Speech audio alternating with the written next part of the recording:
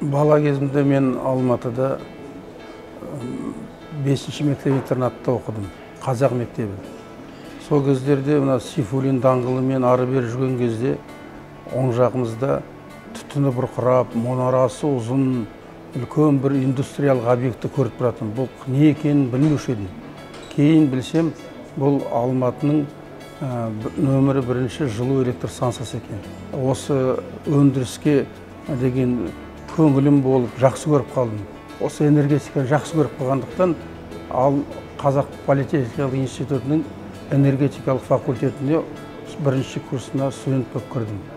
Институт бітіргеннен кейін мен Средас энергомонтаж деген үлкен трестің Пусканаловка участогіне мастер болып жұмыс істедім.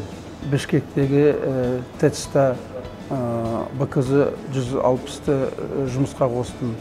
Қызылорда ТЭЦ-інде жұмыс істедім, Сырдария ГЭС-інде жұмыс істедім.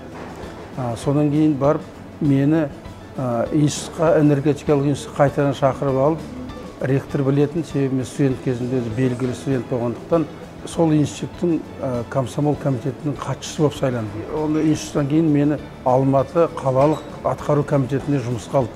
Атқару комитетінің төрағасы болдым, бір ауданда 1-ші орынбасары болдым. Барлық жерде осы коммуналдық энергетика саласынан ешқашанда айырылған жоқпын. Мен де энергетика саласына бәрін санаған кезде 67 жылдан келгендіктен әлі күнге дейін сонда жүрмін деп, өз 54 жылдан асып баратыр. Энергетика саласына тәуелсіздіктің әсері өте үлкен деп санаймын. Біз өз энергетикамызды өзіміз басқарып отырмыз.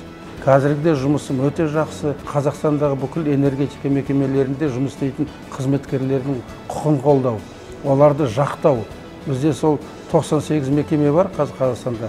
Солар 102 мың адам жұмыс істейді, солардың бәрінің құқын қолдап жүрміз. Ең біздің үлкен бақытымыз ол тәуелсіздік. Мына бүкіл қазақ елін, Қазақстанда тұрып жатқан бүкіл басқа азаматтарды осы тәуелсіздіктің 30 жылдығымен шын жүректен құттықтаймын. Қазақстан дами берсін.